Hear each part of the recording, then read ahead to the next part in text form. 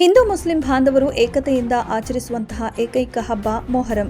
ಪಾವಗಡ ಪಟ್ಟಣದಲ್ಲಿ ಅದ್ದೂರಿಯಾಗಿ ಆಚರಿಸಿದ ಮೊಹರಂ ಹಬ್ಬ 10 ದಿನಗಳ ಕಾಲ ಆಚರಿಸುವಂತಹ ಹಬ್ಬ. 10ನೇ ದಿನ ಇಡೀ ರಾತ್ರಿ ಅಲ್ಲಾಹವಲ್ಲ ಅಂದ್ರೆ ಕೆಂಡ ತುಳಿಯುವಂತಹ ವಿಶೇಷ ಸಂಪ್ರದಾಯ. ಇಡೀ ರಾತ್ರಿ ಅಲ್ಲಾಹ್ ವಿವಿಧ ಕಡೆಗಳಿಂದ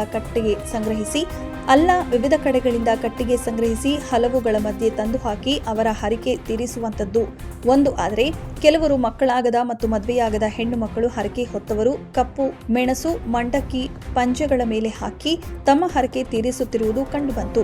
ಪ್ರಮುಖ ಬೀದಿಗಳಲ್ಲಿ ಮೆರವಣಿಗೆ ಮಾಡಿ ನಂತರ SSK ಸಮುದಾಯ ಭವನದ ಮುಂದೆ ಬಂದು ಮೆರವಣಿಗೆ ಮುಕ್ತಾಯಗೊಳಿಸಿದ್ದಾರೆ.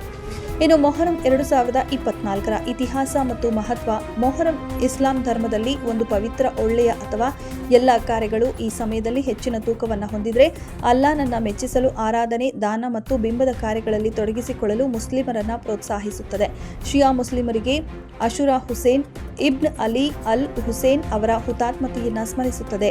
ಈ ಅನ್ಯಾಯದ ವಿರುದ್ಧದ ಹೋರಾಟ ಮತ್ತು ಸತ್ಯ ಮತ್ತು ಸದಾಚಾರಕ್ಕಾಗಿ ತ್ಯಾಗ ಮಾಡುವ ಇಚ್ಛೆಯ ಪ್ರಬಲ ಸಂಕೇತವಾಗಿದೆ.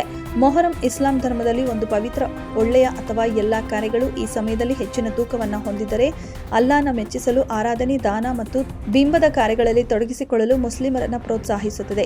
ಶಿಯಾ ಮುಸ್ಲಿಮರಿಗೆ ಅಶುರಾ ಹುಸೇನ್ ಇಬ್ನ್ ಅಲಿ ಅಲ್ ಹುಸೇನ್ ಅವರ ಹುತಾತ್ಮತೆಯನ್ನು ಸ್ಮರಿಸುತ್ತದೆ. ಈ ಅನ್ಯಾಯದ ವಿರುದ್ಧ ಹೋರಾಟದ ಮತ್ತು ಸತ್ಯ ಮತ್ತು ಸದಾಚಾರಕ್ಕಾಗಿ ತ್ಯಾಗ ಮಾಡುವ ಇಚ್ಛೆಯ ಪ್ರಬಲ ಸಂಕೇತವಾಗಿದೆ. ಸಂಪ್ರದಾಯದ ರೀತಿಯಲ್ಲಿ ಉಡುಪುಗಳನ್ನು ಧರಿಸಿ ಮೆರವಣಿಗೆಯಲ್ಲಿ ಭಾಗಿಯಾಗುತ್ತಾರೆ. ಈ ಮೆರವಣಿಗೆಯಲ್ಲಿ ಹೆಣ್ಣು ಮಕ್ಕಳು ಹಿಂದೂ ಮುಸ್ಲಿಂ ಎಲ್ಲ ಸಮುದಾಯದ ಏಕತೆಯಿಂದ ಮೆರವಣಿಗೆಯಲ್ಲಿ ಭಾಗಿಯಾಗಿ ತಮ್ಮ ಹಬ್ಬದ ಸಡಗರವನ್ನು ಯಶಸ್ವಿಗೊಳಿಸಿದ್ದು ವಿಶೇಷವಾಗಿತ್ತು.